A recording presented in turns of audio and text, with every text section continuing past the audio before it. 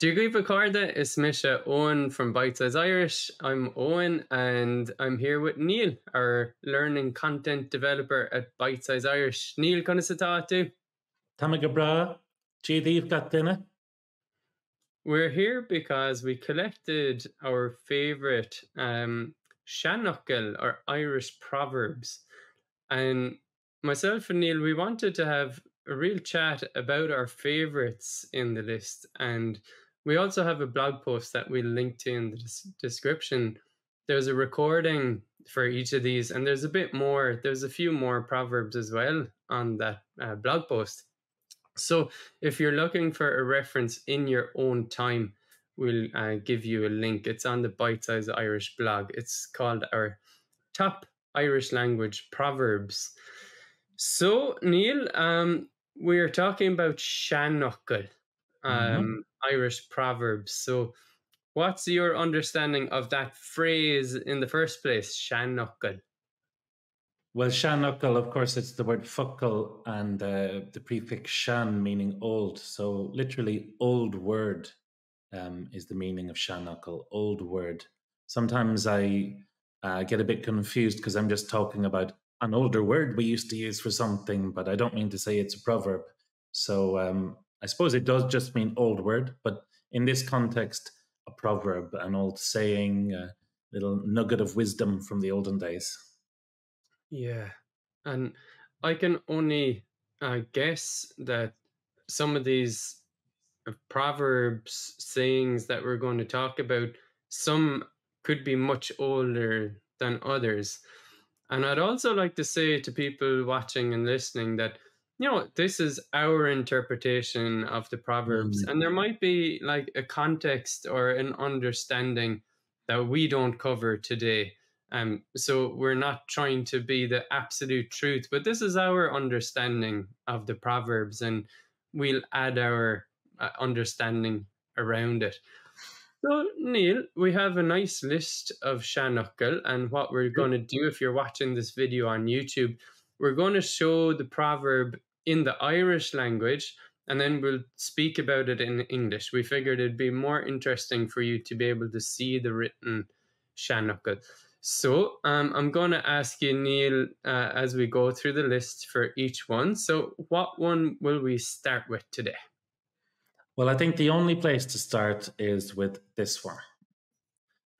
Thuas, leath, hoibre.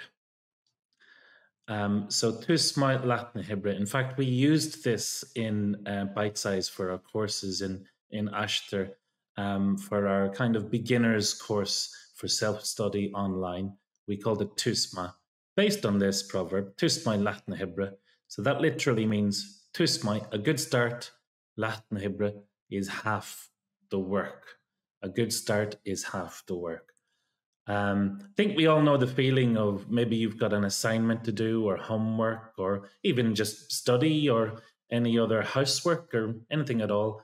And sometimes the worst part of it is just getting started. But when you do get started, you find your flow and it seems to come a lot easier.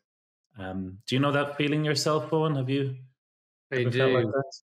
Like I'm someone who loves to plan ahead, so I've been known to have a notebook, pencil and paper, and I love to jot down ideas. I've got many more ideas than actually become reality. And then I love planning as well, so I'll make lists and try to organize myself, and if I do get organized, it feels good. But I have to often remind myself that taking action is the good start. So I can do all the planning I want and thinking about something, but when I get off to a good start, it's because I've done something about it. Yeah, taking action. Yeah. So there is a real wisdom in this proverb, thuas, leath, hoibre, and I think we'll see through this list that we'll see the wisdom in these proverbs. And I'm going to mention, Neil, that we're going to cover our favorite proverbs at the end of this conversation. Oh, yes. Yeah, so that was a lovely thuas to our conversation. So, Neil, what about the next one? What's our next phrase? Yeah, well, I'd just like to say, I think I'm like you, very much like you in that way. I'm a planner. I've got lots of to-do lists and notes and all of that. So, yeah, the truth of tusma, Latin Hebrew, I think we definitely both feel it. But on to the next one, mar sin. So, seo níl uasal na íseal a thuas agus híseal. Níl uasal na íseal a thuas agus híseal. So you can hear the rhymes there, even if you don't know what everything means. It's got a lovely rhythm and rhyme going through it. Níl uasal na íseal. There is no noble or lowly. But thuas shall up for a while, agus hís shall down for a while. So there's no noble or lowly, but up for a while and down for a while. So what do you get from that one then, Owen? Well, it's bringing to mind the word seanfhocal, which is related to shall here, which is temporary. Seanfhocal. And this is such a real life lesson, isn't it? It's for me, it's the same wisdom as maybe more Eastern traditions, like this too shall change. Nothing is temporary. And you might feel like you're doing great, or you might feel like you're not doing great, but it will change and it's temporary. What do you think, Neil? Ups and downs in life. Yeah. And nothing is permanent like that. This too shall change is that nice way to say it. So we all have ups and downs. Nothing is permanent. But it even makes me think of, because we have uasal, and that's the word for noble, for something up very, very sort of high in that sense. It even makes me think of politics and class and history and things like that too. You know, all of the noble houses and kingdoms and so on around the world, they weren't always noble. They found their way to being quote unquote noble. And sometimes fortunes can plummet, or people, can suddenly do well. So these things are not permanent. It's not who you are. This is just the conditions of life that can change, really. I love it for the rhyme, because we've got uasal and thuas, which of course are both related to this as words meaning up in some kind of way, and íseal and hís for down. So the rhymes are lovely. Uasal, thuas, íseal, hís. So it works really well for me. It's funny, isn't it, that there's this intertwining of, there's rhyme in a lot of these, but it's the intertwining of rhyme, but there's wisdom in it too. I think that's the nature of poetry sometimes, is that you're choosing words possibly for the sound of them, the rhythm, the rhyme, just the beautiful sounds together, but then you can discover wisdom in that, Yeah. And you mentioned the nobility.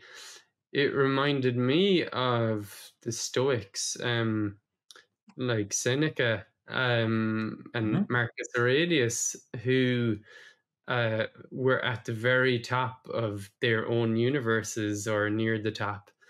But at the same time, they practiced living simple lives temporarily. So it wasn't to disown what they had, but it was to realize that life could be very different too, and they could survive that also. So it was a reminder that reality might not be what they're might be clinging onto, right? I might do that too. I think Marcus Aurelius was a Roman emperor, wasn't he? So maybe I should live as a Roman emperor for a few days. I think that could be beneficial to me. Yeah.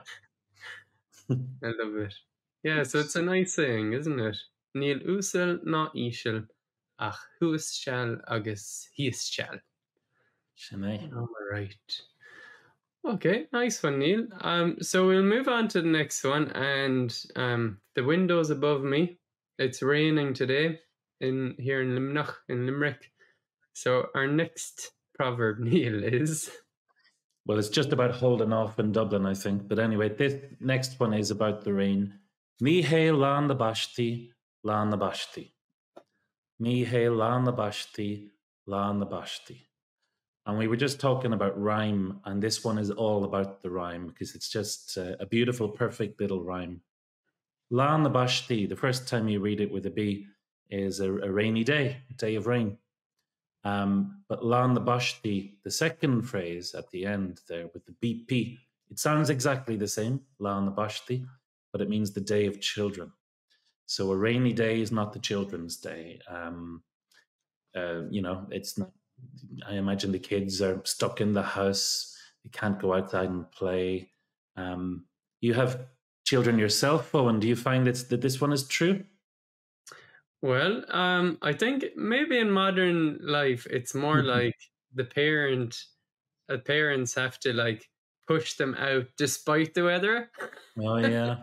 So it's the kids saying, "Oh no, it's fine. It's raining. I'll go on the PlayStation or whatever."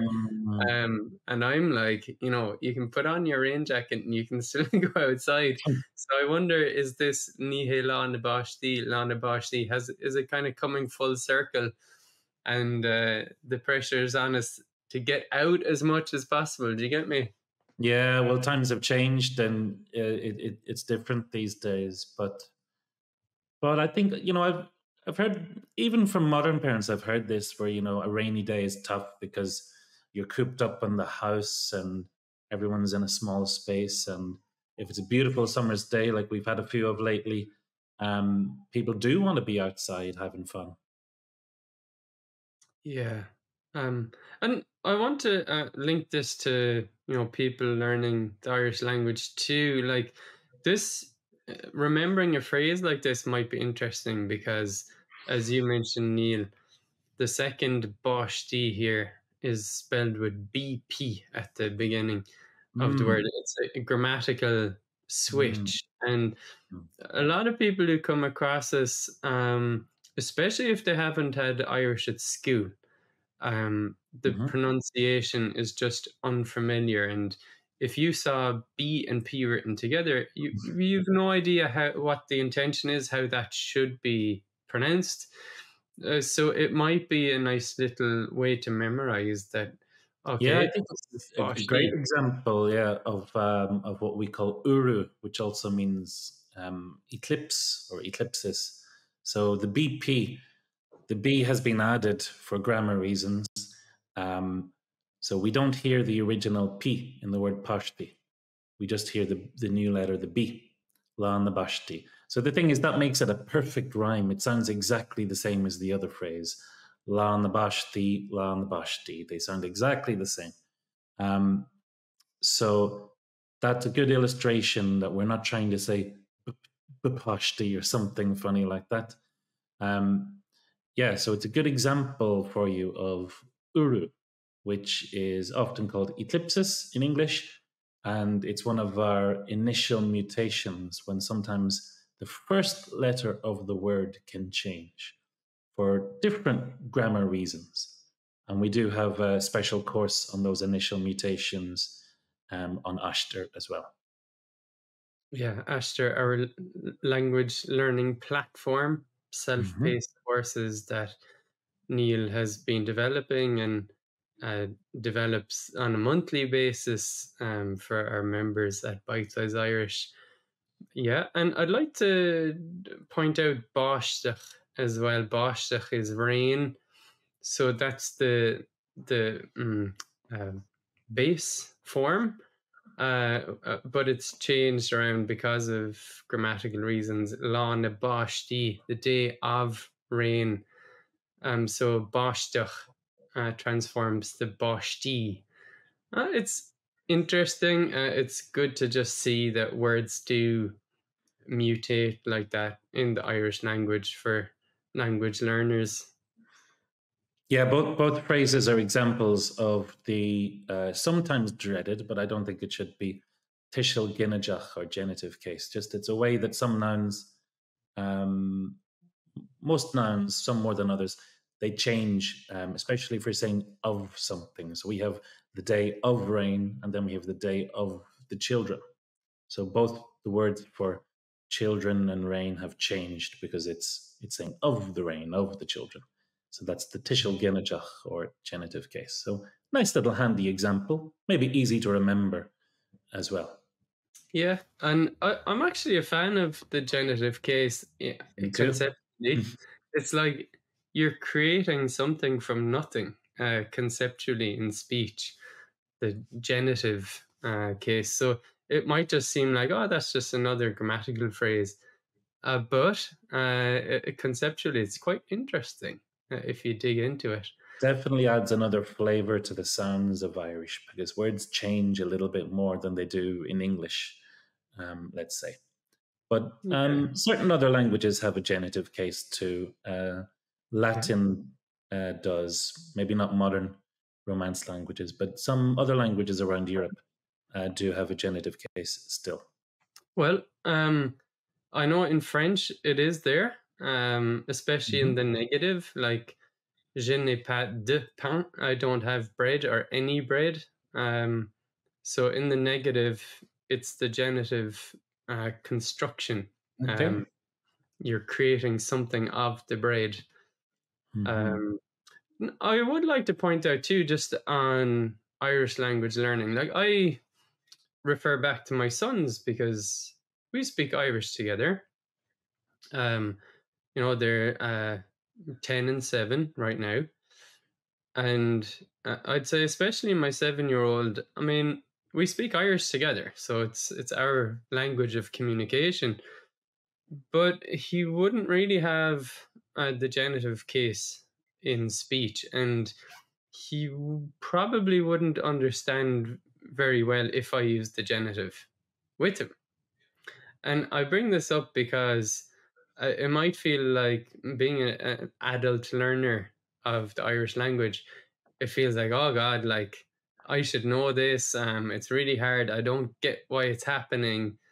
And I'd say, well, geez, even a kid who's brought up through the Irish language, going to Irish language school, is in an Irish language family or part of his family. And it's still difficult for him because he doesn't have that full context of living in a gaeltacht area. The genitive is not something that's natural to him, I'd say, in his Irish language speech. So it takes time. So that's a way for me to say, for Irish language learners, go easy on yourself. We might be talking about the genitive case, but it takes time. Yeah, it's not a beginner's topic, really, the genitive case. It's more of a man level, intermediate level. It's in phrases all around us all the time, but don't stress out about it too much at the beginning. But I do think when you're getting a little bit forward with your Irish, when you're developing, then it's a lovely, lovely feature of the Irish. Not a difficulty, but a lovely feature. Yeah, absolutely. Okay, on yes, untaker fad. So Neil, how about we go on to our next seanfhocal? Cinse seo é Aithníonn ciaróg eile. So this is quite a famous one. Aithníonn ciaróg eile. One beetle recognizes another. So we have the word ciaróg here, which means a beetle, the insect rather than the Liverpudlian musician, of course. Aithníonn ciaróg eile. One beetle understands another. Do you think we have a similar way to say this idea in English, Owen? Oh, nothing is coming to me, Neil. Maybe you have an example, but I definitely get the sense of it. So for me, it kind of it's a metaphor. This is my interpretation of it. That one type of person recognizes the same in someone else, and we can be kind of drawn to people who have common interests maybe in one way. Absolutely. Or even special interests even. Is there anything coming to mind, Neil, of an English phrase to match? Well, we have the phrase, don't we? It takes one to know one. Oh, yeah. One to know one. So it could be a little bit of a negative trait too. If I don't know, if somebody is very cynical and they see someone else's behavior and read that as cynical too, maybe that's the bit of projection going on. Or maybe it's truth. Maybe they identify cynicism on someone else's part. But I love the sense that it could be something nice too. If you're a musician and you walk down the street, maybe you can spot the other musicians there too, because by that T-shirt or that hairstyle or whatever it is, or other little traits that might give away people's identity. So it takes one to know one. Is that a bit negative? But Aithníonn ciaróg eile, one beetle recognizes another beetle. So like recognizes like. Like recognizes like. And it's interesting here, the Irish form of it. It starts with the verb aithníonn and then aithníonn ciaróg. So a beetle recognizes. And then the next word again is ciaróg eile, another beetle. So we're getting interesting repetition there, which you wouldn't normally get. Well, it's obviously another well-chosen phrase where there's rhythm and rhyme and repetition here. Aithníonn ciaróg eile. And it comes because Irish is a verb, subject, object language. The verb is at the start. That means the subject and object are next to each other, and they wouldn't be in English. They'd be separated by the verb in English. So ciaróg are together. That can feel a bit weird at first, I think, but that's the natural word order in Irish. Also, the word ciaróg, I think, is a nice one because one of the most common Irish language names is Ciarán or Ciara for girls. So they're all based on this word ciar, C-I-A-R. So that's an old word for the color black. Seanfhocal, I could say again, but it's not a proverb in itself, just an old word. I think ciar, C-I-A-R, was an old word for black. So, perhaps if you're calling your baby Ciarán, maybe he should have black hair. Maybe that's the sense of it. And obviously a beetle, the insect, is black. So ciaróg, little black one. That's interesting. Yeah, I wasn't aware of that. And so there's other names, two boys' names that come to mind. Fionn, which means blonde. It's quite a common name in Ireland these days. That could be your name. What's that? That could be your name. It would work well for you. Yeah, it could. But I have a bit of rua as well through the grey. So ruairi, which I guess is based on rua being ginger. So Fionn and ruairi. So it's interesting, yeah, these characteristics. It's like, oh yeah, the dark child. That's how I see it arising. Like, oh, there's the dark child, there's the ginger child, and they kind of arose as first names then. Yeah, my friends have a poodle called Rua, red-haired, and I met this dog and I thought, well, she's not red. She's like, oh, but when she was a puppy, she was very red-haired.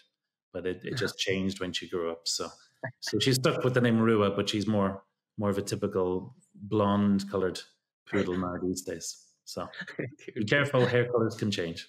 It can indeed. Okay, let's go on to the next one, Neil. What's the next one? The next one is possibly one of my favorites, although there's a bit of darkness under the surface too. Bíonn súil leis bhfarraige. Or I've heard another version, Bíonn súil le muir. But either way, the word muir means bhfarraige. It means the sea. And súil, well, súil literally means eye, of course, but it also means hope in Irish. So Bíonn súil leis bhfarraige. There is hope in the sea. So that sounds very nice and positive. Bíonn súil leis bhfarraige. There's hope in the sea. And I think the sense is there's always hope.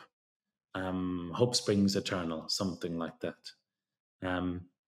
But there's an extra part to this proverb that we haven't included here. Have you heard the extra part before, Owen? Well, I've read it, all right. Something like, well, an talamh no uig. So what's the full phrase? Yeah, so there's a few versions of this one. There might be a few versions of some of them, but this one is not based so much on rhyme or the pure sound. So there are a few versions, but they all have the same meaning, really. Bíonn súil leis bhfarraige. ach ní bhíonn leis an talamh, or ní bhíonn leis an nua. So there's hope with the sea, but there isn't with the land, or leis an nua, but there isn't with the grave. So I think this is got quite a dark backstory. We can imagine fishing communities where the men would go out fishing in boats in the old days. And it was not an easy life. It was quite rough and dangerous, and people would occasionally be lost at sea. But I think the idea might be if the men had gone out and they hadn't come home, well, as long as there was no evidence, if there was nobody in the grave or washed up on the shore, if there was no sign at all, we still had hope. You know, if you're still looking out to the sea saying, will they come back today? There's still a little bit of hope. But if something washes up on the land, then you know hope is over. So quite a dark backstory to this one. But if you leave off the second part, Bíonn súil leis bhfarraige. No, Bíonn súil where hope is with the sea. There's hope in the sea. And it's just, there's always hope. Yeah, I can get to both sides of it. Like, you know, when I get out to the sea, I can relate to this. There's a hope to the sea. There's like a well, in Jungian psychology, it's like the great unconscious, the sea, is that great unknown. Yeah. So symbolically. Fascinating. Yeah. But I can also imagine when fishing communities, or it was at least something that they partly relied on for sustenance.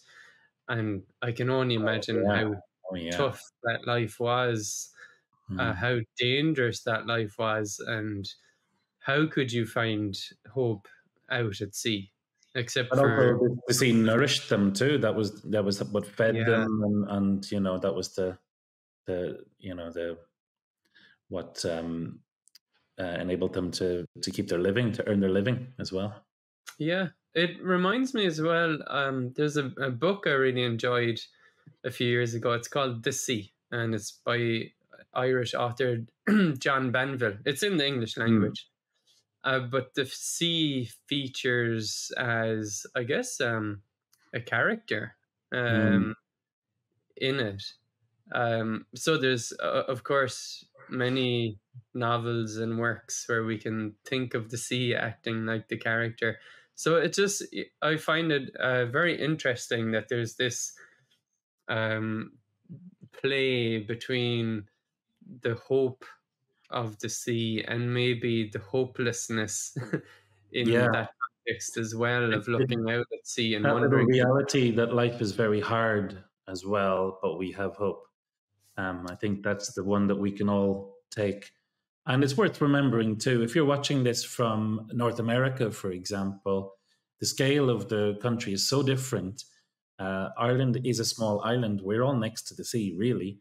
I'm living here in Dublin, and the last 2 weekends, I crossed over to the sea on the other side of the country just for little family and friend events. So I was in Mayo one weekend, I was in Galway the other weekend, by the sea. I was swimming in the sea a few days ago. But it was so easy to come back over here to Dublin on the opposite side of the country because it's only a couple of hours away. So we are surrounded by the sea. It's very present in our life, the likes of John Banville, but every other artist and writer from this country too. The sea is present. I think, there's lots of great writers from the gaoth, you know, by the sea, all of that. Marcin O'Giran, Liam O'Flaherty, Marcin O'Kine, that's just from Connemara, but there's great writers from Donegal and Kerry too who've all dealt with this topic in Irish, and a lot of writers in English, of course, too. So the sea, ever present in Irish culture, I would say. Something else that comes to mind, just because I was out there lately at Spanish Point, Rin na Spáineach in County Clare.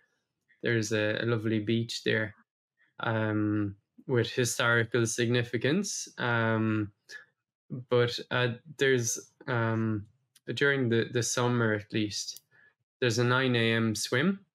where you show up and a few minutes later, everybody goes down into the sea, and they even have a song they sing out when they're in the sea.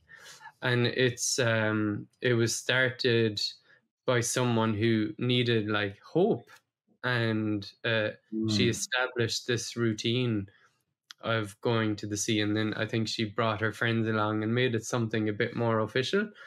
So now, especially on a Sunday morning, but I think it even happens every day on a nice summer's day out there too.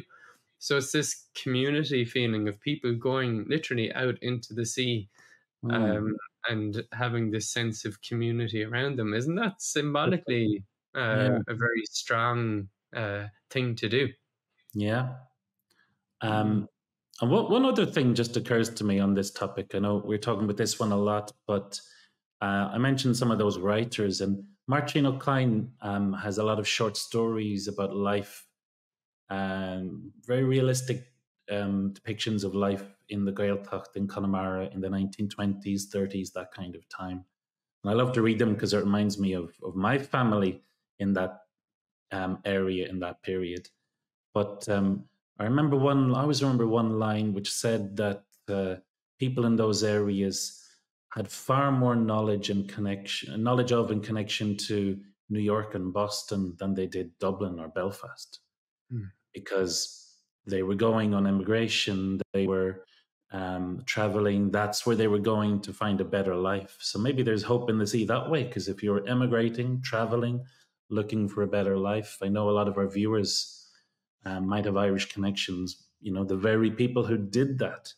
So, yeah, so many connections to the sea in Irish culture because we are a small island. Yeah, you're reminding me of an English language film called Brooklyn, and it has Saoirse Ronan in it. I see it's from 2015. This it's based on a story. Is it? Yeah, it's Colin Tobin was the writer. Colin Tobin, and it tells a story of there's a couple of passings back and forth over the sea, and it's really the journey over the sea is what is like a chapter of the story, and it separates people, but it's bringing them together too. So I really enjoy that film, and I'd highly recommend it. Yeah, lovely, Neil. So we had a lot to say on that. Very interesting, seanfhocal. My favorites, yeah. Yeah. So let's go on to the next seanfhocal. Carcalor. Here we have is namhaid ceird gan chleachtadh. Is namhaid ceird gan chleachtadh. So ceird is a craft, maybe a trade, but a craft. And chleachtadh was practice. So a craft without practice is an enemy. Namhaid. A craft without practice is an enemy. What could that possibly mean, Owen? What do you think? Yeah, well, it's strong words, isn't it? An This enemy. is opinionated. Yeah. I can only offer my personal interpretation of this, so there might be a broader sense to it. For me in my life, I see that things can niggle at you if you know you have potential to work at something, but if you don't practice it, things it'll eat away at you, because you know you feel like you should, and I know should isn't a reason for doing something. It's probably a bad reason to motivate yourself that you should do something. But it's like definitely this sense of potential of a craft. So I'm just kind of theorizing here. If somebody has a craft, they have some kind of skill or background to it, or there's some context there with a craft. So it's like if you're not practicing your craft, you're basically abandoning that craft, but it's part of you. So Mm. you're abandoning part of yourself, and that abandonment it becomes an enemy because, well, you're not feeding yourself the positive energy you could. Now, maybe I'm getting way too philosophical about this. I don't think Um, so. I think that's great. Um, yeah, I think we all know the feeling of we've all got responsibilities and duties and things like that. People need to go to work, and there's other things in life you just have to do. But we've all got the feeling possibly that there are interests or passions or things that we don't get enough time for that we would like to. So if it's sometimes for people, it is things like a language or music or other skills. It could just be cooking, but if it's something that makes your heart sing and you don't yeah. get to do it enough, I think you're not going to feel great in the end. So, Mm, yeah, another possible interpretation could be that is namhaid ceird gan chleachtadh, maybe like an unperfected skill, maybe if your skills are getting rusty, then you'll end up doing more harm than good with whatever this craft is, you know. So um, I could mm, read it that way too, but whichever way, and maybe there's other readings, I think it's very clear that it's talking about the importance of practice, cleachtadh. And it's saying that if you're not practicing, you know, that's an enemy, you know, that's a big problem. So yeah. it could be just you know, getting involved, getting active, or practicing, refining, honing your skills. It's always good to practice, especially a craft cared, something that's beautiful and worthwhile in itself. Mm. This is For very you, in the Irish language. Yeah. for yourself, what comes up for you here? Or so many things. Music, absolutely. Languages, writing, all the things I love, everything with words and music. I do a lot of them, but it never feels like enough. And I always think like, oh, I used to take piano lessons. I was okay, but that's getting very rusty now, those skills. And I'm not quite as strong at anything as I'd like to be, but um, at least I'm motivated. I want to keep trying anyway. And Mm, personally, I do feel I kind of slump if I'm not doing some of those things that are my passions: literature, language, music, for me especially. mhm. Yeah. Um, yeah, for me it's at this stage it's probably art or painting Mm. where I say it's important. Um, but I can look back and it's been a couple of weeks since I did anything about it. Yeah, That I happens to me can too. Yeah. Hmm. And this brings me back to Bite Size Irish too. There's a book called Mastery by Robert Greene, and he goes into a historical perspective of how people learned a craft, mastered a craft, and he lays out steps. A big part of it is where you're an apprentice, so you've got the beginner's mindset, and you just let yourself learn from people who are better than you, who have gone through it. And there's this like deep study phase where the more you put your energy in at this early stage, the more payoff you'll have later on. And he talks about practice. And Robert Greene, he does cover languages a little in that book. And he does talk about daily or, practice like that, something every day. So that was definitely something that influenced my thinking.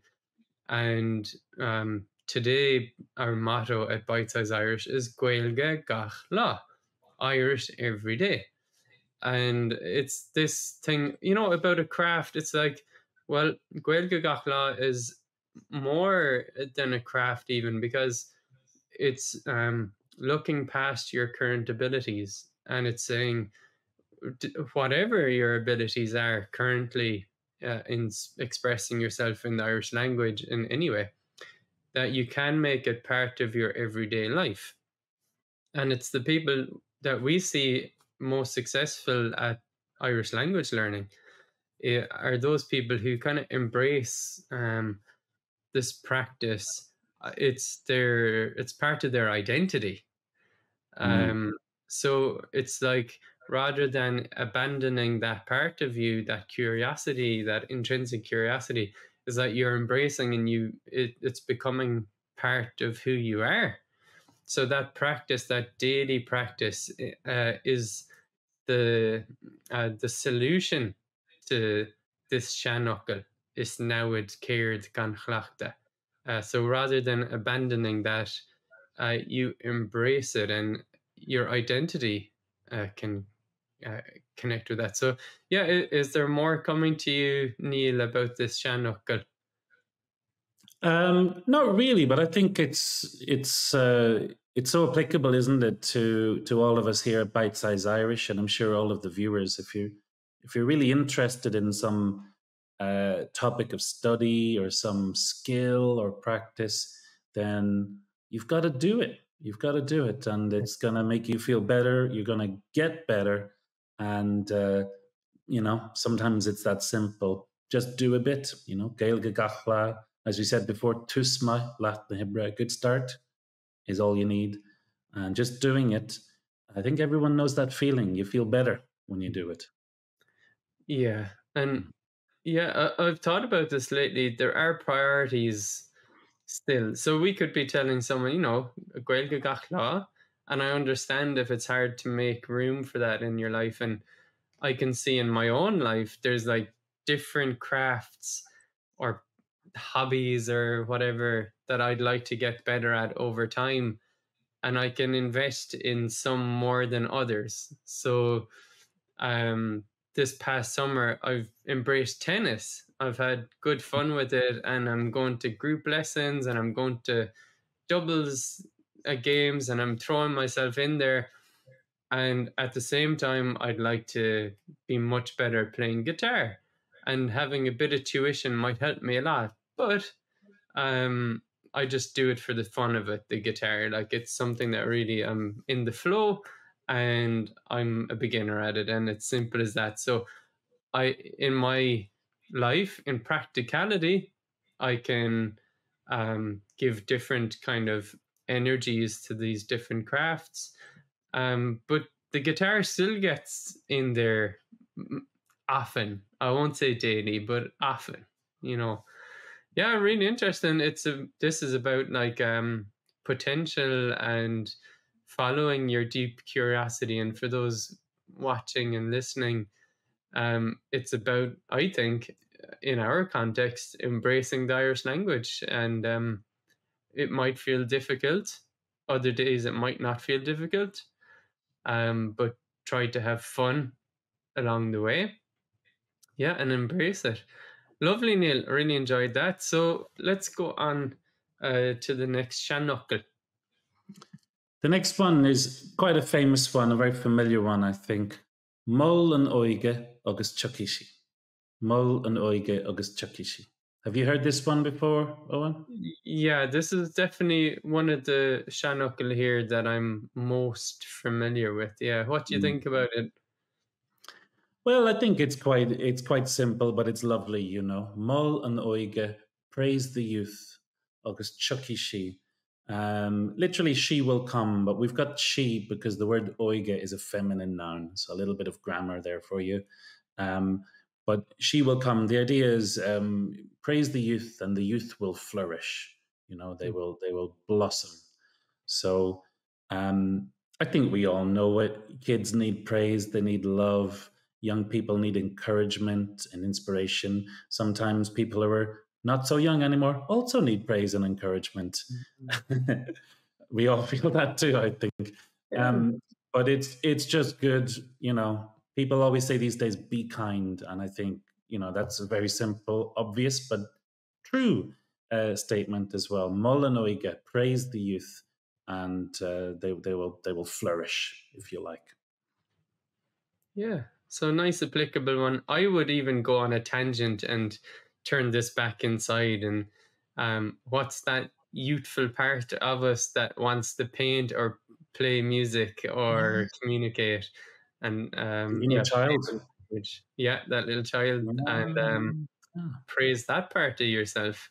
So that's I'm just building on top of that traditional phrase. Yeah, there's a lot of and truth to it. we're all adults and we have to do tax returns and things like that from time to time, but we have to consider the state of the world. But don't we love those moments when you're swimming in the sea, as I was the other day, and you feel like you're 7 years old again? Yeah, So I absolutely. think And that's not a bad thing at all. yeah, so Neil, let's go on to the next one. And again, it's about kind of a signpost in what direction to take in life, isn't it? Possibly, yeah. Níl bua gan dua. Níl bua gan dua. So there is no victory, bua, without dua, without hardship, without hard work or labor, I suppose. So níl bua gan dua. It's got a little rhyme again. It's very snappy, and it's, I suppose, very similar to an English language one. No pain, no gain. Yeah. Bonusach. So this is a good call out because we have how to say no pain, no gain on our YouTube channel. So you can click this if you're watching on YouTube, or search Bite Size Irish no pain, no gain. And you'll see Ben discuss a couple of forms of this concept in the seanfhocal. For me, Neil, it's a reminder, I guess, that hard work is sometimes Is needed. locht. I'll say, well, we can't always be working hard, but at the same time, some things just need a bit of work. A bit of elbow grease, as they say sometimes. It could be down the gym, but it could be with your grammar book. Sometimes you feel, wait a minute, I just need to check this. I feel like I always make a mistake when I'm trying to say this. Maybe I need to go and check the grammar, or maybe I need to work on some sounds. And níl bua gan dua. Sometimes a bit of that dua could be a little bit of repetitious kind of drilling practice, saying something over and over again.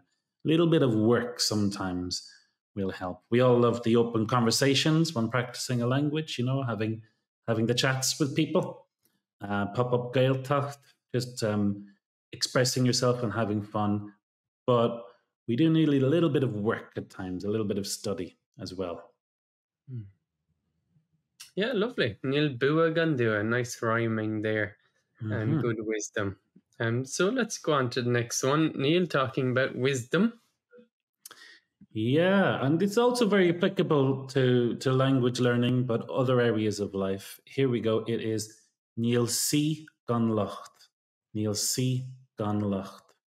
You can see the same format as the previous one, níl x gan y, so you can see the grammar at work there, the same structures. There was no something without something. In this case, sí means an expert, a wise person, a sage, someone very learned. But locht is fault or blame. So there's no expert who doesn't make a mistake. Gubonusach, basically. There's no, everyone makes a mistake. There's no expert who's without blame. Yeah. There's, well, good wisdom there for me. Yeah.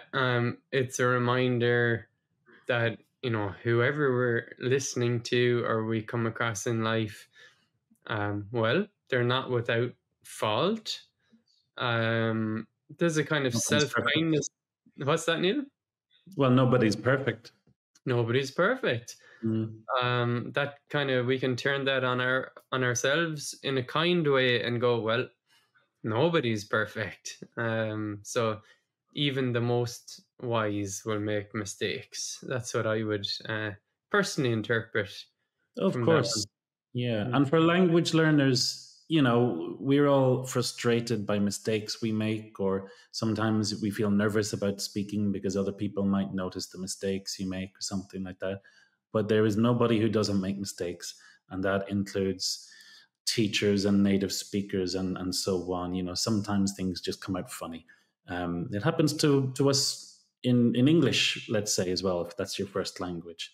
It'll just happen. So don't let fear of a little error hold you back from doing that practice that we talked about that was so important. And, sometimes people get it wrong. Nobody's perfect. Nice. And so, Neil, what's the next nugget of wisdom we have? The next one coming up is seanfhocal le. Seanfhocal le. So focail, that's the plural of the word focail. That means words. So words go with wind. Words go with the wind. Words are like the wind. So how would you interpret this one, Owen? Yeah, it's a good reminder, I think. People can say a lot of things. But I think this reminds me absolutely of actions over words. So pay attention to the actions over words. People can say a lot. They can be quite convincing, and you can yourself or others can promise to you a lot of things. But those promises, well, are they followed through with action? So a really good reminder there and insight, I think. And this also reminded me of, there's modern business advice that says, well, if you've got a meeting, write it down and circulate it, because otherwise I can promise all I want and I'll say yes, but if I'm not held to my own word written, it might not get done, which is very a verbal agreement, just a spoken agreement, is, I remember an old joke, a verbal agreement isn't worth the paper it's written on. But basically it's not worth anything. And agree is the word here. Wind is used, but in English I think we'll probably say it's just air or hot air or something like that when people speak, but it's not concrete. It's not a real thing. People can say any old thing to you. For some reason, I'm thinking of the old Shirelles song, "Will You Still Love Me Tomorrow?" So this guy can say all kind of nice things to the girl about how he loves her, but is it just words, or does he really love her? That's her question in that song. So I think we all know about empty promises and things like that. So sometimes words are just words. What is important is the actions and what people do. I would agree. Only yesterday at the library, I saw a book. I have no idea what it's about, but it was the title was "When Breath Becomes Air." So it's this kind of connection of we're breathing, we're talking, and the connection with it turns into the wind around us. So a very insightful metaphor here. Téann focail le. They float away, and they can be gone. So it's absolutely a good reminder here.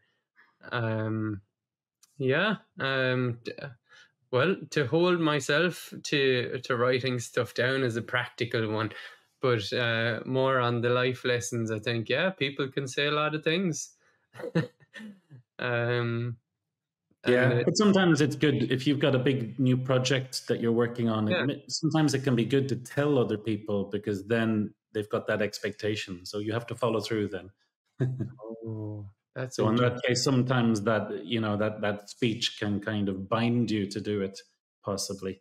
Yeah, that's an interesting one. Yeah, so Téann focail le. Thanks, Neil, and let's go on to the next one. The next one is maith scáthán súil charad. Is maith scáthán súil charad. So we'll start at the end, because sometimes that's the way it works in Irish. Súil charad. We mentioned súil before. It means eye. Súil charad is a friend's eye. Okay, if you're not familiar with this form, you can see cara in there, meaning friend. But this is tishil ginajach again. It's a eye of a friend's eye. Súil charad, a friend's eye. Is maith an scáthán é. It's a good mirror. A friend's eye is a good mirror. We all know about the people we love and trust, people you could tell anything. And whatever you're going through, if it's problems or doubts or worries or stresses or other even more positive things, it could be that when you tell your best friend like that, you see the reaction in their eyes, and you get a good, honest appraisal of what's going on. Maybe they'll see the truth a bit more clearly than you if you're going through the roller coaster of emotions, I suppose. It's maith scáthán súil charad. So, I think we know that our friend is always a good person to talk to about things, and they will reflect back on us in a helpful way, I think. What do you make of this one yourself, Owen? Yeah, it's a good reminder. Connect with your friends, lean on your friends. So there's good wisdom in this, it seems. And it's nice to see also just a repetition of different words. Like you mentioned, súil. We were speaking about it earlier. So I and maith, that shows up so much in the Irish language. So it's just a interesting word to always be mindful of. Absolutely. And the word súil, of course, we have used it in a little corner of one online lesson in the Scáthán course, focusing on keywords in Irish. And súil, it means I, of course, but it's probably more common to use the word súil in Irish than it is to use the word I in English. That's a basic fundamental part of the body, very important one. But there are a lot of expressions with súil in Irish. Sometimes we're simply talking about our eyes, of course, but we also use the word súil when we're talking about any kind of hope, expectation, anticipation, things like that, when you're looking forward to something or hoping for something. So the word súil is very important in Irish. And the other reason we mentioned it is because it's easy to mix up with a different word that's also very important, siúil. Which is an anagram of this word, but different sound, siúil, and of course siúil is walking, and again it's got other applications and uses as well. So I think we had a little free cheat sheet on this topic as well about these two words, súil and siúil, both very, very useful basic words, but with a lot of other uses and meanings. Yeah.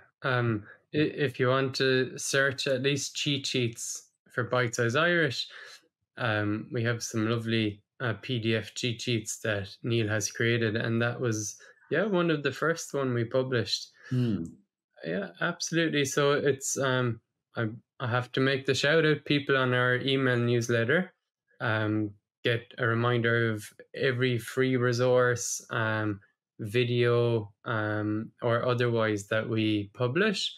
So you can come to bitesize.irish/newsletter and sign up for our free newsletter. It's every week. And on that note, let's go on to the next one. There's more nuggets of wisdom here. We've got a few more. So, ní mar a hilter a víter. Ní mar a hilter a víter. Immediately, folks, even if you don't get the full meaning, you can hear that rhyme again. And in fact, this first verb was chosen for that because a lot of my friends living in Dublin, and I guess down in Limerick too, Owen, wouldn't use the verb shield, but maybe cap to talk about your opinion. I think shílim goil, capim goil. So shield just means cap, means to think, or to indicate your opinion on something.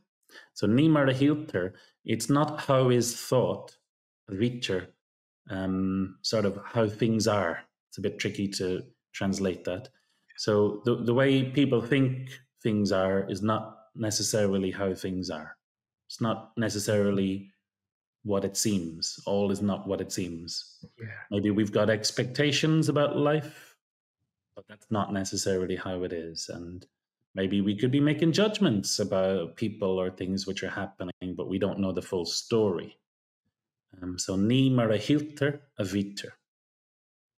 Yeah, It's a nice kind of eye-opening proverb Mm. for me. Yeah, it's like a reminder of, oh, you might think it's one way, but it's not necessarily that way. Yeah, it's So, always a bit more complex. mm, Mm. all is not what it seems, as you said. Yeah, yeah. Mm. Very interesting rhyme and repetition here. Yeah, the grammatical form of the verbs here. Is it what third person? Burp, burp. It's an saor ríthe. It's the what we call the autonomous form. And normally this form translates into English as the passive, like a hilter could be how mar a hilter is how it is thought, how is thought. But it's tricky to translate a viter because we don't use the passive on the verb be. We don't say it has been, it doesn't really work. Um, so in Irish, the saor ríthe means the autonomous verb. It means there's no subject. We don't say somebody does it, but we interpret that as, just somebody does it, or maybe people do it, So ní mar a hilter a viter. If I'm translating, I said something like things are not what they seem, or how it is thought is not how it often is. So mm, it's a bit of a clumsy translation, but I think the sense is clear. So that's using that ter ending is an saor ríthe, the autonomous verb, in the present tense. So any kind of present tense passive will have that ter ending. yeah, nice. Yeah, and it's well, the translation.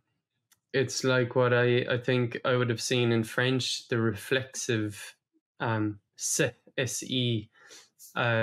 which I've seen in Slovenian as well, Slavic language. Hmm.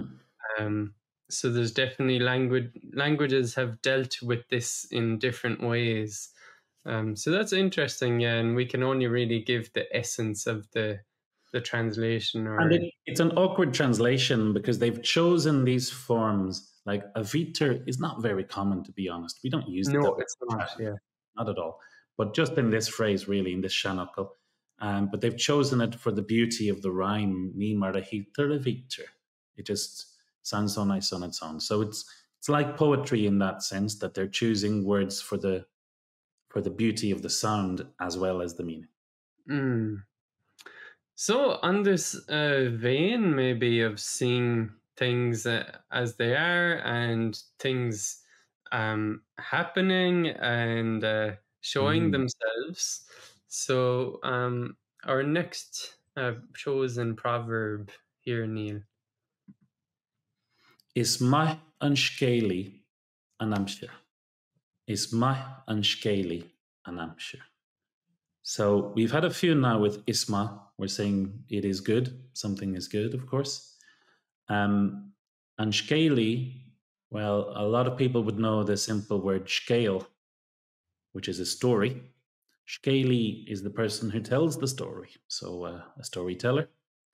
And an amsir would be familiar to most people as meaning weather, but it also means time, not just weather, but time. I feel like you definitely know more French than me, Owen, but am I right that le temps, that means the times in French, could also be the weather? Is that Yeah, correct? and we Yeah. can see it linked back to English like a tempest, a storm. Oh, So well. there's this connection, yeah. Yeah. Yeah, temporal meaning relating to time. Mhm. So it must be across a lot of European languages then. And I was thinking that my dad, who is born and raised in County Tyrone in the countryside, and he has a lot of great old fashioned phrases in English. This is he would say to people, if it's been a long time since he's met them, he would say, "I haven't seen you this weather. I haven't seen you this weather." So he actually uses the word weather to refer to time. Now, it's not just him, of course. It's quite common across parts of the country. So this idea of weather and time being related, it's not so crazy as it first might seem. I think it happens in different languages. And the word amsir is also what we use to talk about grammar as well. And amsir chatche is the past tense, and amsir leichrach, the present tense. So amsir means weather, it means tense, it means time. And of course, we have a few different words for time. This is one of them. Anyway, coming back to our seanfhocal, is maith scéalaí an amsir. Time is a good storyteller. So very similar, I think, to a famous English proverb. Time will tell. Yeah. Nice and short in English, to be fair. Time will tell. It's maith scéalaí an amsir. I think we're going to know the full story in the fullness of time. Yeah, really nice. Yeah, it's interesting to look into this phrase, the specific words. I'm sure. It also reminds me of cahabh aimsire, or past times. Specifically, we have a course, lessons within thuas, our foundational course for bite-sized Irish members, depending on the plan, I have to say. But it's about talking about your own pastime. So you're starting to talk about yourself and what you like to do. So that weaves it back to Irish language learning. But yeah, for this phrase, is maith scéalaí an aimsir. Great. I was just thinking, comparing it in my head to time will tell. Time will tell is snappy. Time will tell. It's got the T and L, nice letters in it, nice sounds together. But Irish has this lovely image. Is maith scéalaí an amsir, because a scéalaí, of course, we always picture the old man by the fireside telling stories on a dark night when it's howling out, when the wind is howling outside. So it's a beautiful image to compare time to someone who had that role in more traditional societies. Yeah, very interesting. And it's this idea that the picture, the vision, the visuals of this is that, for me, the time will tell you the details. It will tell the story. So it's not just we'll pick up little bits and pieces, but if we are patient and let this play out, it'll tell us the full story. Oh, really interesting. I love diving into the subtleties of phrases like that, and it gives us new insights. And just more generally, I love that with the Irish language, but more generally with using a different language to see the same context in a little different light. How they express it slightly differently, yeah. Because again, like I just said, an scéalaí, like bhfarraige that we had talked about, the sea a while ago, an scéalaí feels like a very Irish image, a very Irish trope, if you like, the storyteller. It's maybe not something that we've necessarily seen ourselves, but it's in the culture, so that's how we express that. Yeah. Okay, let's jump on to the next one. Cadéan chéad ceann Neil? An chéad ceann, another one that's very famous, I think. I've seen it on the sides of community centres and sports clubs, and even in adverts from very famous drinks from Dublin. Actually, just across the river from me here. Níneart go ceird le chéile. Níneart go ceird le chéile. So, neart is strength. Ceird le chéile is putting together, getting together, being together in some way. So this is usually translated as strength in unity, or we are stronger together, something like that. Definitely about being together, and it's definitely about being strong. The structure, níneart go, like there is no strength until we get together, if you like. So that's a nice structure. Níneart go ceird le chéile. So, like I said, I've seen it on community centres, sports clubs, where it's got an obvious application. The community, the people coming together are stronger. What do you think of this one yourself, Owen? Could this one be applicable to language learners too? Absolutely. Yeah. On the form, I'd like to point out that it's this níneart go. It's not something you would use in everyday speech outside of using the proverb, I would say, or certain phrases. So it's not a formulation that you would use just day to day in your everyday life. Oh no, it feels like a proverb or something. It sounds like Yeah. stylized, maybe. Yeah. Yeah. And absolutely, we see that with Bite Size Irish, with the community. Our community is called Bite Size Pobble, learners community, and it's this finding these uncommon commonalities between us, as we say. We're much better to be together and put our efforts together.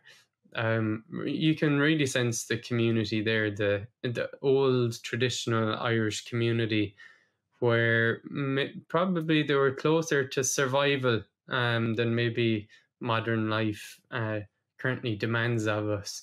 But this, let's come together, and there's strength in the community by working together. I love it. There's real wisdom there.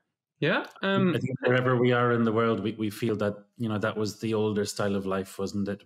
When communities were less atomized, living separately apart in your own little apartment, in your own little booth. Yeah. It was that community spirit. People had to work together, and I think it's really helpful for learners of Irish for practice and study. It's great to do it with other people, and just for using the language, of course. But all other kind of issues in the world, getting people together, and we are stronger together. I think it's just a universal truth for me. Yeah, I absolutely agree.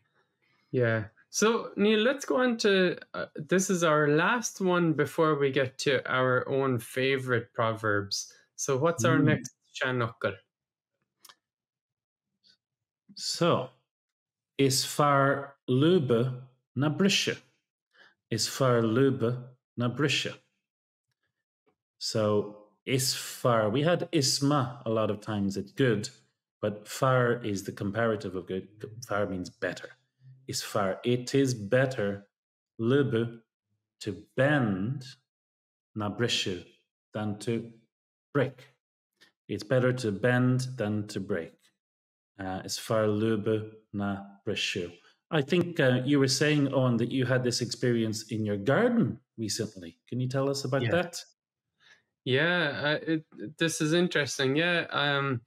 So, a couple of winters ago, I bought 30 willow sticks. So they're single branches, but they grow into their own trees, their own bushes. And my plan was to grow this dome, this willow living dome in my back garden. Yeah, somewhere to sit where in at the height of summer that there'd be nice shade in the garden, and it was a real project. There's actually very interesting aspects to working on this willow structure. But for this seanfhocal about luba and brisha, so for willow, as I've learned as well, and as I read, in summer the branches are growing a lot, but they're not very good to be bent. So if I try to change their shape, they snap. So they're brittle in that way. Um, so you have to wait till winter time when the tree is more dormant. And then the willow, especially these long branches, they're very supple and they're fantastic for weaving together. And of course, willow traditionally has been used for weaving like baskets, for example. So a very useful thing used for weaving fences too. Yeah. So a very useful native tree, including to Ireland. So kind of getting a bit more metaphorical about it then too. It's interesting because it's better to like bend something rather than to break it. And to break it, for me, it kind of indicates like a forcing. So like you're forcing a situation, you break it, it snaps, but it's broken then. Like when I snap a willow branch, when I'm just trying to shape it a little bit in summer, and it snaps, I go, ah, damn, that branch is so lovely, and I've lost it. It's gone. I have to snip it away. So to me, my interpretation here is like sometimes it's better to try to help a situation rather than try to just simply force it. So I wonder, Neil, what do you get from this seanfhocal? Oh, absolutely. Yeah, I think it's far lube na brishu. It's better to be flexible than to break. You know, we all need to adapt. We all need to compromise in life. We all need to be flexible. And I'm just going to share with you the word for flexible here. Solupa. Solupa is flexible. So it's from the same root, lube, of course. So that can relate to how you are with your dealings with people, your work conditions, maybe your hours are flexible, and so on. It's important to be flexible. If you're not flexible, you're going to break, and that's not good one way or another. Yeah, I also wanted to share just because we were talking about willows so much, and they're beautiful native trees in this country. Salach is the word for willow, salach. Our colleague Ben has done a video on some of the native Irish trees. So have a look for that on YouTube. And I love the word salach because it comes into English quite easily. It's in a lot of place names. And it's also in a very famous poem by William Butler Yeats, which has been set to music, Down by the Sally Gardens. Down by the Sally Gardens. So if you've ever heard or saw that poem, Sally Gardens, and thought, what's Sally? Sally is willow. Salach. Ah. So yeah, and yeah, some of those trees again are very, you know, they feel close to the Irish heart, I would say, and willow is one of them for sure. So, but bringing us back is far lube na brisha. Better to be flexible than to break. Better to bend than break. I think we can all understand that. So, Owen, we've come to nearly the end, and we have two more. And the plan is we're going to now talk about our favorites. So, I'm just going to introduce yours, and can you tell us about this one? So, here it is. Irian Bert Boher. What's this one all about? Yeah, Girian Bert Boher. So we can translate this into two people shorten a road, literally. Boher, a road. So yeah, there's a few aspects to this. I've been reminded of this phrase because on the side of a pub, so again, maybe a Dublin drink is involved there, Neil. When we were on the way out to Quilty in County Clare by the coast at the end of this summer, I passed it a couple of times, and there's an image of, you know, two people walking, and it's a reminder that you're better off on your journey with others, essentially. Don't go it alone. Now, so there's different maybe interpretations of the subtleties here, isn't there? Like, you know, it might be easier with the help of a friend, or things are made easier if you're doing it together. That's what I get from it.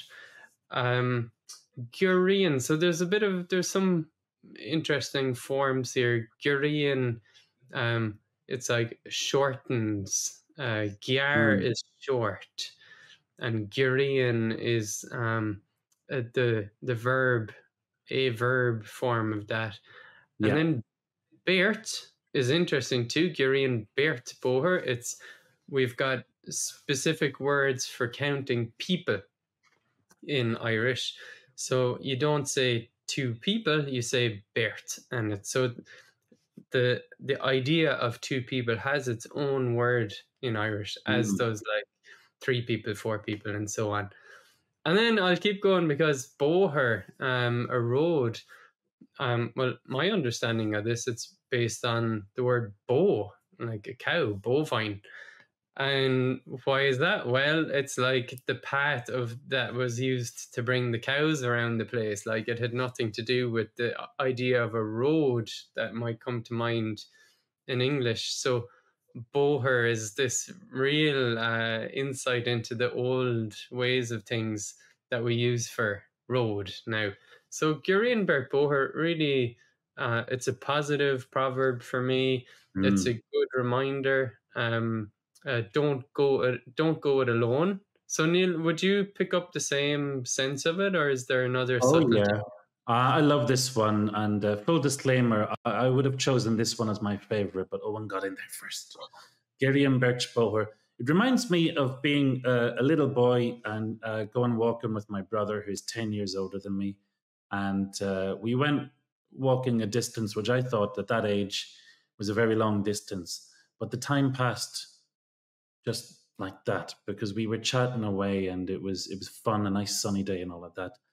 And I just felt then it was so true that that trip was not boring or slow or painful to be walking for so long. It was great because there was two of us in it. So two people shortened the road. It's always nice to have company on a trip. And also, I have to think, I'm a bit of an old romantic, really. On the road of life, you know, it's nice to have a partner, you know. Things are a bit easier. It's easier to carry all of those burdens if you're sharing your trip with somebody else. So you could interpret it that way, I think, too. It could be romantic if you've got a partner of some kind. But it could be platonic too, really, or familial bonds as well. But two people shorten the road. Yeah, it's good to. It's even like a problem halved is a problem. Sorry, Gumaleshka. A problem shared is a problem halved in English, which doesn't have the lovely image of the road, but it's saying that if you share something difficult with somebody, it's easier. And that's what this is saying as well. But I do like the image of the road, all the reasons that Owen just mentioned. And again, Birch Bóthar. There's alliteration there with those B's, you know, so it just sounds good, I think. Girion Birch Bóthar. Yeah. So, Yeah, lovely. And I'm seeing a connection with it's about, well, Ashter is our learning platform for self-paced learning, and Ashter means journey, and it's about this, you know, Irish language journey, where we're all on a certain journey, and it's coming together and walking together on the journey. So that's interesting. And how about you, Neil? What's your favorite? If this wasn't your favorite, what would your favorite be? Well, here it is. Bíonn siúlach scéalach. Bíonn siúlach scéalach.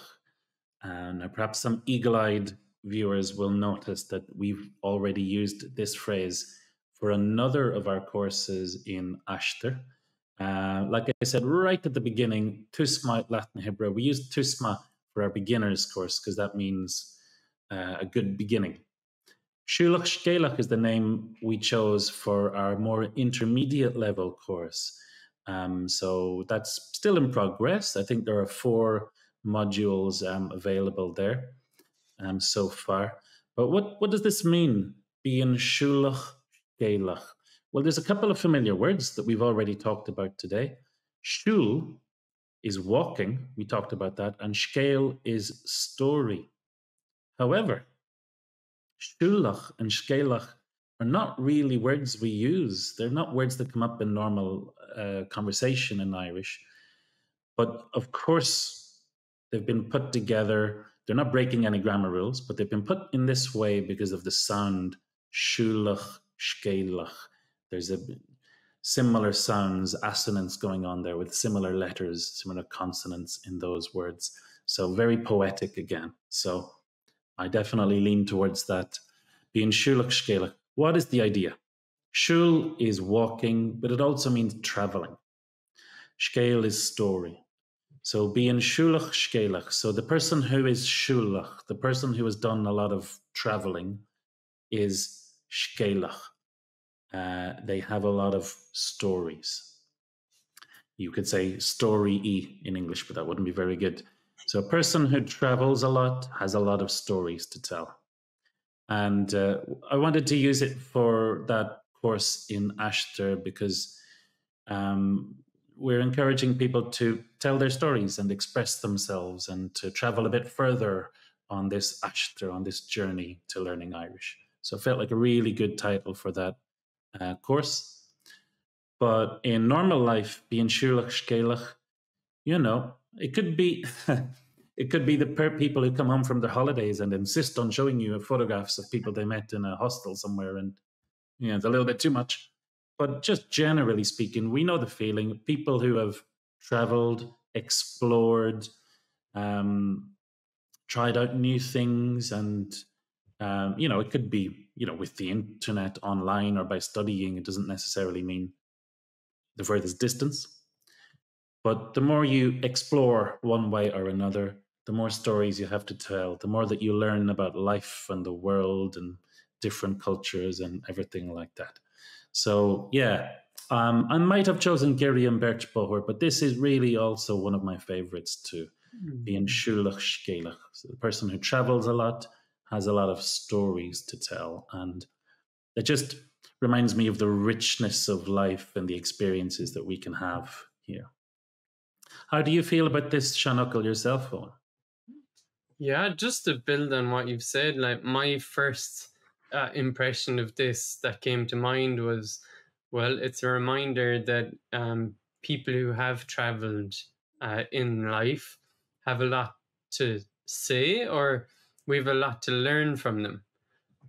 So that's a reminder. But I like your side on it too, where it's a reminder to ourselves to take that trip, metaphorical, gather experiences in life. So there's that positive side to it too. But again, And, I think maybe you're suggesting that if it's life's trip, life's journey, it could just mean, older people who have more experience have a lot to tell us, or the older generations, in that sense of a journey. They've seen so much and learned so much, and they have stories to tell too. Yeah. And to reiterate what you were saying about siúlach scéalach, our self-paced course at Bite Size Irish, it's really about self-expression. It's about telling your own story and being able to express your story. But at the same time, Neil, as you've been developing that course, you've woven like stories and myths into it. So it's like the traditional stories that we have, and then weaving that into telling your own story. So being your own storyteller in the Irish language, like that's really, if anybody can achieve that far, they're doing really well with learning the Irish language. So being siúlach scéalach, yeah, that was really I think nice. with that course, with that title, we chose it for those reasons we mentioned, to express yourself and to go further on your journey. But it gave us a lot of opportunities to deal with interesting topics that relate to both travel and stories of different kinds. So we touch on the old mythology, folk tales. We touch on just chatting, telling stories about anecdotes, things that happened to you, because that's really a common part of everyday speech. Also, we've got the topics like traveling for holiday and other kinds of traveling. So, and there is definitely more to come in that course as well.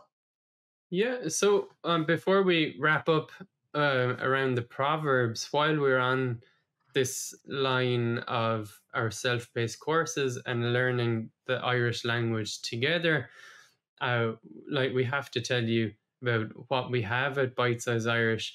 Essentially, it's the pillar of self-paced learning through these different courses, starting with mini courses to get a taster of Irish, and then going a bit further, bringing you if you have the time and you can stick to it, even to telling your own story with it.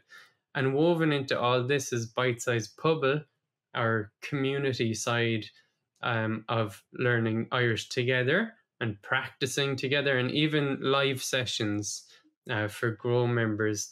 So yeah, you're showing on screen for YouTube watchers, Neil, our bitesize.irish/links. And on that page, I'll recommend specifically going to Ashter Taster.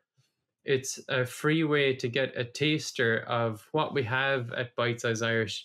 You'll see some lessons, some insights into what we have, and see if it might be something that would, chime with you if you're watching or listening to this. But no pressure. And so that's enough about Bite Size Irish right now. So Neil, to go back to our conversation, really, like, what's your big takeaway after we've taken a nice bit of time talking through these Irish proverbs? Well, obviously, I love them in lots of ways, I have to say. I think there's true wisdom. I mean, we chatted a lot about that. There's so much, and the more we chatted, the more we kind of found out about them. So it's a really lovely source of wisdom, and they're quite old, I suppose, really. I love the sound of them. I mentioned quite a lot. It was talking about the rhyme and so on. I think they're very poetic, and that makes them easier to remember, actually, because they're kind of catchier, like in a musical sense. But also, I do think they're good learning aids, because they could serve as examples for you if you're learning Irish and you think, I can't remember what I should do in this situation, that situation. If you can recall a phrase which has an example of that, then that'll serve as a great example. And any phrases which you can recall without stress are great like that. Often I would just use common phrases from Irish life. If we talk about the house of the president here in Dublin is called Aras an Uachtaráin. It's just over there, the other side of the trees from me. Aras an Uachtaráin. So that's a phrase people know in Ireland. Or Radio na Gaeltachta is the radio station for the Gaeltacht. So it's a great example for people. Now, they're not proverbs. The proverbs do a similar thing. Aithníonn ciaróg eile. The verb is at the start. Or something like iseal na bpáistí. As we talked about, that rhyme happens because of uru, an initial mutation. So they can be great little things which are easy to recall, and they can serve as great examples if you are studying something about grammar or maybe vocabulary or other things. Yeah. My own takeaway from this is to use these more often. There's a lot of wisdom. It's been lovely diving into the subtleties with you, Neil, into these. And yeah, there's a lot of insight, isn't there, in these proverbs? And maybe that's a challenge if you're watching or listening to this and you're learning the Irish language, or you're dipping your toes in. Maybe you could choose one that really resonates with you and, write it out, print it out, whatever it takes, but take on that proverb and let it sit with you. And hopefully you can internalize it and be able to tell it to other people even, and teach it. It's a long list, so it is maybe a good idea to narrow it down a little bit. Choose a few that you like, and if you are in another part of the world where other people aren't speaking Irish around you, these are just standalone phrases. They don't demand a whole conversation. So if you are doing some work or making a trip with your partner, you could just think to yourself or say out loud, Gary and Bert's boher. And it doesn't really matter if the other person or the dog, whoever it is, doesn't understand. But you can apply that. So if you think about it in the right situation, if you think, it's mahin scaly an amsher, time will tell, and so on, you'll feel the truth of that. They'll come alive for you. Yeah. I agree. It's quite a long list we've had, and it's been interesting seeing the different themes. But yeah, it's like we're not expecting anyone either to learn these off by heart either. But yeah, maybe pick one or two that are interesting to you. So Neil, to finish up, what my call to action to people watching, if you're watching this on YouTube, leave a comment. What is your favorite Irish language proverb? Let us know, is it in this list or not, and why? What do you love about it? And you can search for our blog entry as well, where it's top Irish language proverbs on Bite Size Irish. And on that page, you've got all the recordings. So you've got the recordings and the phonetic pronunciation.